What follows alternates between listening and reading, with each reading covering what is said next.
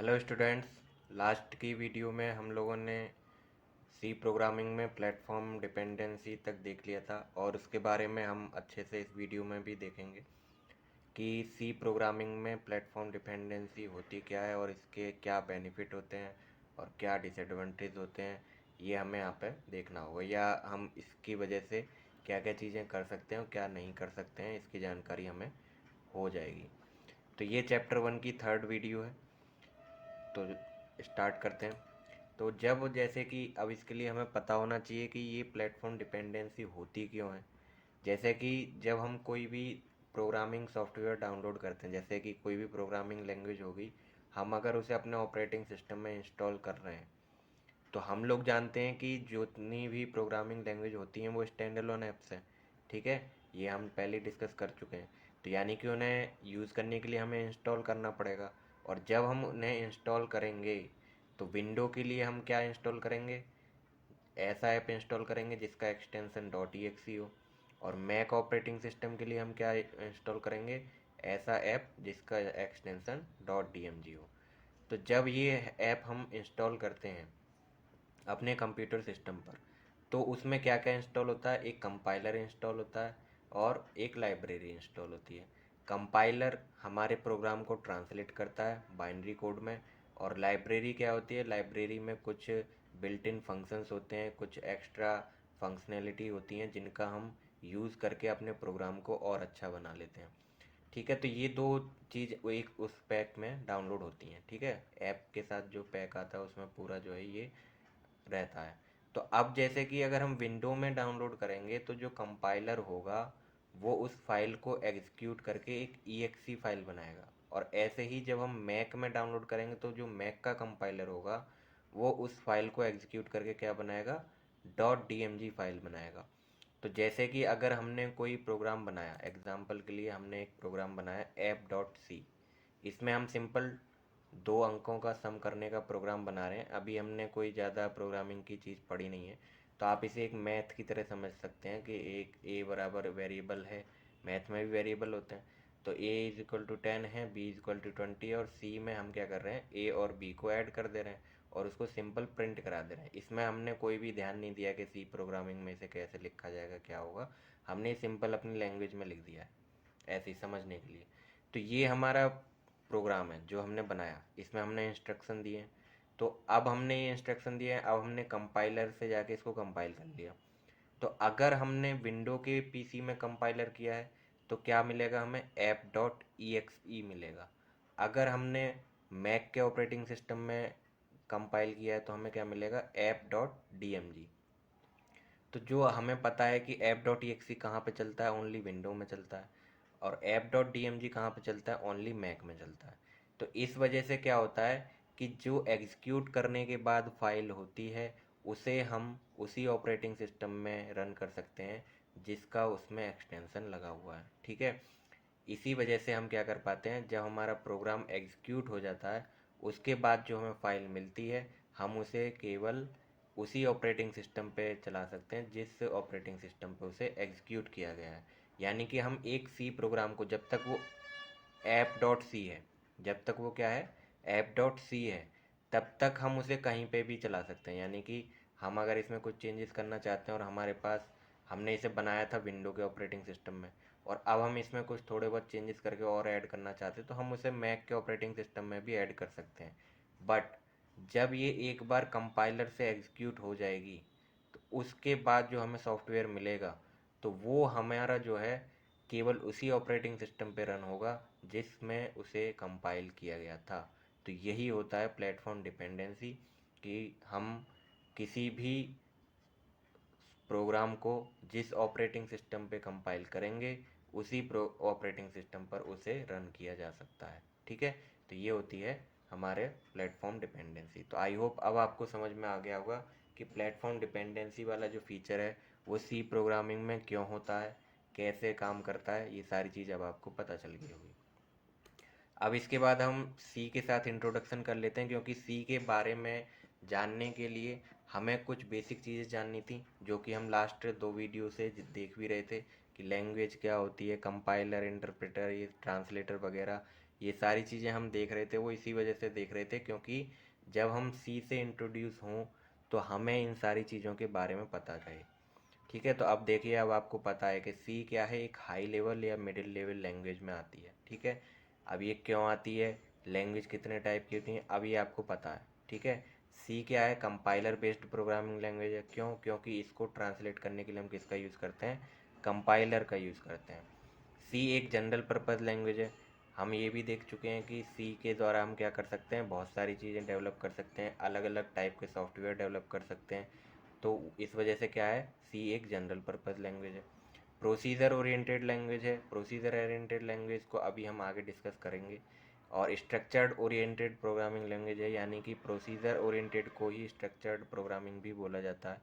और एक होता है मशीन इंडिपेंडेंट। मशीन इंडिपेंडेंट का मतलब है कि ये जो प्रोग्राम है एक मशीन पर डिपेंड नहीं करता है।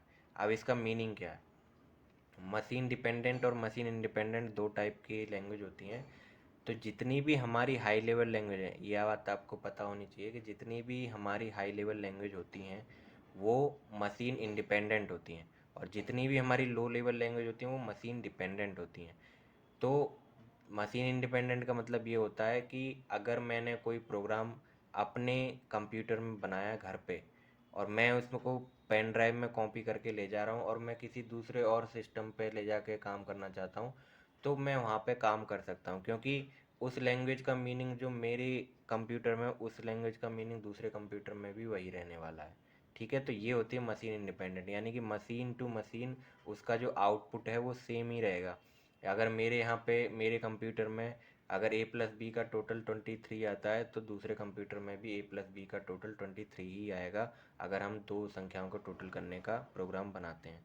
तो ये इस तरीके का लॉजिक होता है हाई लेवल लैंग्वेजेस के साथ, और सी एक हाई लेवल लैंग्वेज है, तो यानी कि ये एक मशीन इंडिपेंडेंट लैंग्वेज है। सी को डेवलप किसने किया था, डेनिस एम रिची ने डेवलप किया था 1972 में, जब इन्होंने क्या किया था, यूनिक्स ऑपरेटिंग सिस्टम बनाया था बेल लैब्स में। ठीक है, तो इनके जो फाउंडर हैं डेनिस एम रिची हैं, ये आपको पता होना चाहिए। अब हम थोड़ा और डिस्कस कर लेते हैं। अब जैसे कि हमने सी का इंट्रोडक्शन देखा, तो उसमें एक दो चीज़ें हमें नई मिली हैं जो अभी तक हमने डिस्कस नहीं की हैं। जैसे कि सी एक जनरल पर्पज़ लैंग्वेज है, इसके बारे में मैंने वैसे अभी थोड़ा सा बताया कि सी का यूज़ करके हम वेरियस टाइप्स के एप्लीकेशन बना सकते हैं। अब जैसे एग्जांपल के लिए यहाँ पे हम ऑपरेटिंग सिस्टम भी डेवलप कर सकते हैं सी का यूज़ करके। DOS, Unix, Linux, window, Android, ये सब ऑपरेटिंग सिस्टम डेवलप किए गए हैं। एडिटर्स को डेवलप कर सकते हैं। अब तक कौन कौन से डेवलप किए गए, notepad, WordPad, MS word. Translators बना सकते हैं, ट्रांसलेटर्स आपने देखे हुए हैं, कंपाइलर, इंटरप्रेटर, असेंबलर, ये सब सी प्रोग्रामिंग से बनाए गए हैं। कॉमर्शियल एप्लीकेशंस आप बना सकते हो, जैसे hotel management system, supermarket, college program, ये सब आप बना सकते हो। डेटाबेस यानी कि डेटा स्टोरेज करने वाले सॉफ्टवेयर आप बना सकते हो। ओरेकल, SQL, ये सब इससे बनाए गए हैं। डिवाइस ड्राइवर्स आप बना सकते हो, जैसे कि ऑडियो के लिए जो ड्राइवर होता है वो आप बना सकते हो, वीडियो के लिए, प्रिंटर के लिए, कीबोर्ड के लिए, ये सब ड्राइवर्स से जो है सी प्रोग्रामिंग से बनाए जा चुके हैं। मीडिया प्लेयर्स भी बनाए जा चुके हैं, एंटीवायरस भी सी प्रोग्रामिंग से बनते हैं। तो यानी कि सी प्रोग्रामिंग का यूज़ करके हम अलग अलग टाइप के सॉफ्टवेयर बना सकते हैं। इस वजह से सी को मल्टीपर्पज़ या जनरल पर्पज़ लैंग्वेज भी कहा जाता है। अब सी को प्रोसीजर ओरिएंटेड भी बोला गया था। अब वो क्यों बोला गया था, इसको भी समझ लेते हैं। तो सी को प्रोसीजर ओरिएंटेड इसलिए बोला जाता है क्योंकि जो सी प्रोग्राम होता है वो छोटे छोटे सब प्रोग्राम्स में डिवाइड होता है। अब ये सब प्रोग्राम्स क्या होते हैं, सब प्रोग्राम्स यानी कि फंक्शंस। ठीक है, यानी कि छोटे छोटे फंक्शंस यानी छोटे छोटे ब्लॉक्स में वो डिवाइड रहता है। तो यानी कि हम उसे आसानी से समझ सकते हैं। जैसे कि अगर हमारे प्रोग्रामिंग कॉन्सेप्ट बढ़िया हैं तो हमें वो एकदम मैनेज्ड वे में मिलेगा प्रोग्राम, और हम उसे आसानी से समझ सकते हैं अच्छा कि इस प्रोग्राम में हो क्या रहा है। अब जैसे कि ये एक प्रोग्राम है, इसमें हमने एक मेन फंक्शन लिखा है, एक सम फंक्शन लिखा है, एक डिवीजन फंक्शन लिखा है।